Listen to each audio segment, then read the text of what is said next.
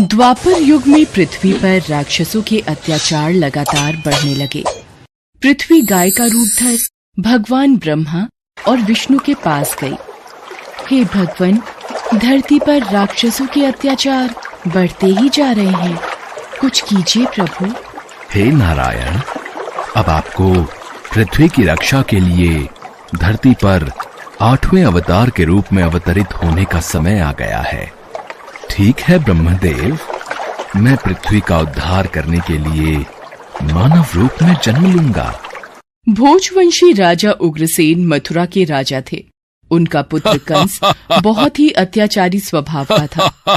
कंस ने उग्रसेन को राजगद्दी से उतारकर कारागार में डाल दिया।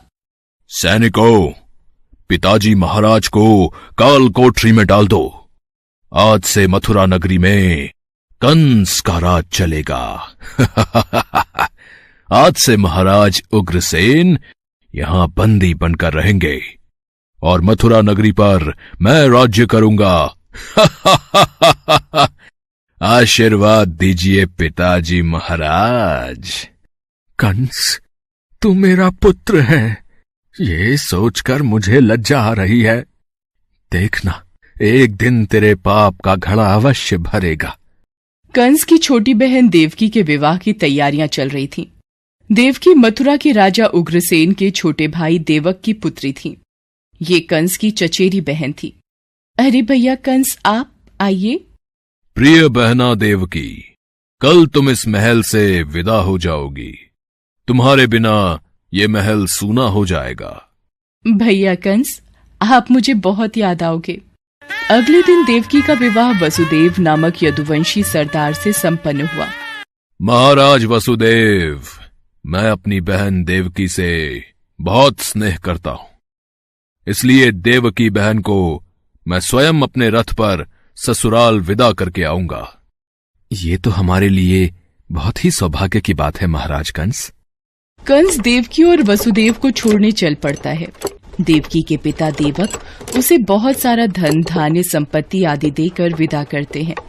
कंस देवकी और वसुदेव के साथ वार्तालाप करते हुए अभी आधे रास्ते ही पहुंचा था कि रास्ते में एक आकाशवाणी होने लगी।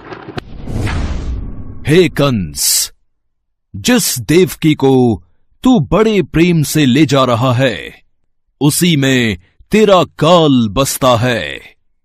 इसी के गर्भ से उत्पन्न 8वां पुत्र तेरा वध करेगा, तेरा वध करेगा। ये आकाशवाणी कैसी? नहीं, ये झूठ है। देवकी की कोख से जन्मा 8वां बालक मेरा वध करेगा? नहीं, ऐसा नहीं हो सकता। यदि ऐसा है तो मैं वसुदेव का ही वध कर देता हूं। हां, यही ठीक रहेगा। फिर मुझे कोई डर नहीं। नहीं भैया, इनका वध मत करो। मैं आपके आगे हाथ जोड़ती हूँ, मेरा सुहाग मत उजाड़ो भैया कंस। मैं आपसे वादा करती हूँ, मेरे गर्भ से जो भी संतान पैदा होगी उसे मैं तुम्हें सौंप दूंगी, पर इन्हें मत मारो भैया। ठीक है, मैं वसुदेव का वध नहीं करूंगा, पर तुम दोनों अब मथुरा के महल की काल कोठरी में बंदी बनकर रहोगे। कंस, देवकी तुम्हारी प्रिय बहन है, मुझे काल कोठरी में बंद कर दो, पर देवकी को छोड़ दो। कंस ने वसुदेव और देवकी की एक बात न सुनी और वसुदेव और देवकी को कारागृह में डाल दिया। देवकी वसुदेव दोनों बहुत ही दुखी और हताश हो रहे थे। स्वामी, मेरी वजह से आज आपको कारागृह में रहना पड़ रहा है। मैं ही आपके लिए दुख और विपदा का कारण बनी हूँ। नहीं देवकी, नहीं, ऐसा मत कहो। मैं तुम्हें पत्नी रूप में पाकर बहुत प्रसन्न हूं। हमें एक दिन कंस के पापों से मुक्ति जरूर मिलेगी। पर स्वामी, भैया कंस मेरी कोख से जन्मे सभी बच्चों को मार देंगे। हम क्या करें? देवकी वसुदेव कारागृह में दुख भोग रहे थे। कंस देवकी और वसुदेव को धमकाता रहता था। वसुदेव देवकी के बच्चा पैदा होता और कंस कारागृह में आकर देवकी के हाथ से बच्चे को छीन लेता। ला, ये पुत्र मुझे दे बहना। भैया, मेरे पुत्र को मत मारो भैया। नहीं स्वामी, हमारा पुत्र मैं अपने सामने ही अपने सभी पुत्रों का वध होते कैसे देख पाऊंगी। देवकी बेहोश हो जाती है। हे ईश्वर, कोई रास्ता दिखाओ। कंस के अत्याचारों से हमें कब मुक्ति मिलेगी प्रभु। देवकी, आंखें खोलो। कंस बहुत ही क्रूर और अत्याचारी राजा था, जिससे प्रजा बहुत डरती थी। दुराचारी कंस ने वसुदेव देवकी के 7 बच्चों को जन्म लेते ही मार डाला। अब 8वां बच्चा होने वाला था। देवकी के 8वें पुत्र के जन्म का समय निकट आ रहा है, इसलिए पहरा और भी बढ़ा दिया जाए। जो आज्ञा महाराज कंस। देवकी वसुदेव के कारागृह में बंदी रहने की बात नंद गांव में वसुदेव के मित्र नंद के कानों तक भी पहुंची। दुराचारी महाराज कंस ने वसुदेव और देवकी को कारागृह में बंदी बना रखा है। देवकी के 8वें पुत्र के जन्म का समय निकट आ रहा है और इधर यशोदा को भी बच्चा होने वाला है। मुझे उनकी सहायता करनी होगी। 8वें बच्चे की रक्षा का उपाय सोचना होगा। जिस समय वसुदेव देवकी को पुत्र पैदा हुआ, उसी समय संयोग से यशोदा के गर्भ से एक कन्या का जन्म हुआ, जो और कुछ नहीं सिर्फ माया थी। भाद्रपद के कृष्ण पक्ष की अष्टमी को रोहिणी नक्षत्र में श्री कृष्ण का जन्म हुआ। उनके जन्म लेते ही जेल की कोठरी में प्रकाश फैल गया। वासुदेव के सामने शंख चक्र गदा एवं पद्मधारी चतुर्भुज भगवान ने अपना रूप प्रकट कर कहा, वसुदेव, मैं बालक का रूप लेकर देवकी के गर्भ से जन्म ले चुका हूं। मेरा ये अवतार कंस के संहार के लिए ही हुआ है।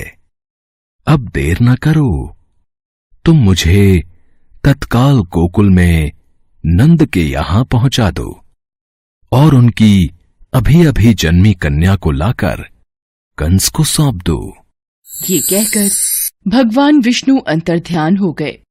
देखते ही देखते वसुदेव जी की हथकड़ियां अपने आप खुल गईं। कारागृह के द्वार अपने आप खुल गए। सभी पहरेदार सो गए। देवकी बेहोश अवस्था में थी। वसुदेव कृष्ण को एक टोकरी में रखकर गोकुल को चल दिए। बारिश और तूफान के बीच नन्हे कृष्ण को उठाए वसुदेव चल रहे थे। यमुना जी का जलस्तर तो बहुत ऊपर हो रहा है। कैसे जाऊं अपने नन्हे बालक को लेकर? हे नारायण, सहायता कीजिए। यमुना नदी श्री कृष्ण के चरणों को स्पर्श करना चाहती थी, इसलिए वो ऊपर हो गई। भगवान ने अपने पैर लटका दिए। चरण छूने के बाद यमुना घट गई। भगवान श्री कृष्ण की इस लीला को वसुदेव भली भांति देख रहे थे। वो यमुना पार कर गोकुल में नंद के यहाँ गए। मैं इस बालक कृष्ण को तुम्हें सौंप रहा हूं।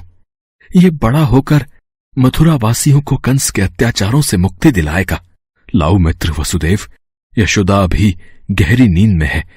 मैं इस बालक को यशोदा की बगल में सुला देता हूं।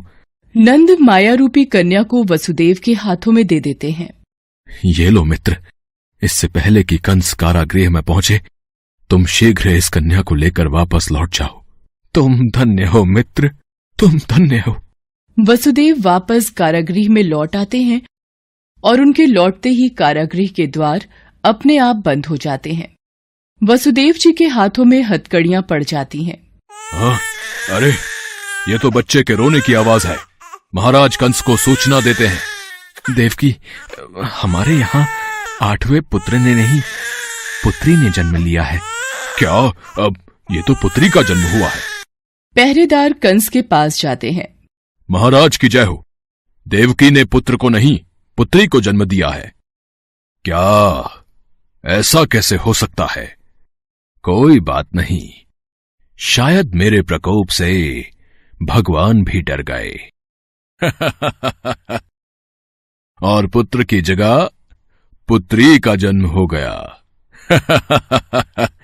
ये तो विधि का विधान बदल गया, पर मुझे सावधान रहना होगा।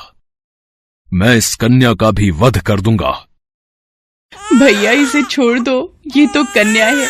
आपको तो मेरे 8वें पुत्र से कष्ट था। कंस ने देवकी की एक न सुनी और कन्या को देवकी की गोद से छीन लिया। कंस ने जैसे ही कन्या को पत्थर पर पटक कर मारना चाहा, वैसे ही कन्या कंस के हाथों से छूटकर आकाश में उड़ गई और कन्या ने देवी का रूप धारण कर लिया। हे कंस, तुझे मुझे मारकर कोई लाभ नहीं मिलेगा। तुझे मारने वाला तो कब का पैदा हो चुका है और गोकुल पहुंच गया है। ये कहकर देवी अंतर्ध्यान हो गईं। कंस ये दृश्य देखकर गुस्से से छटपटाने लगा और गुस्से में अपने महल में आ गया। कंस ने श्री कृष्ण को मारने के लिए अनेक दैत्य भेजे। श्री कृष्ण ने अपनी अलौकिक माया से सारे दैत्यों को मार डाला। बड़े होने पर कृष्ण ने कंस को मारकर उग्रसेन को राजगद्दी पर बिठाया। उस दिन से श्री कृष्ण के जन्म महोत्सव को सारे देश में बड़े हर्षोल्लास से जन्माष्टमी के रूप में मनाया जाता है। भगवान कृष्ण की नगरी मथुरा में इस त्योहार की विशेष धूम रहती है और इसी के साथ पूरे ब्रज क्षेत्र में जन्माष्टमी का त्योहार धूमधाम से मनाया जाता है।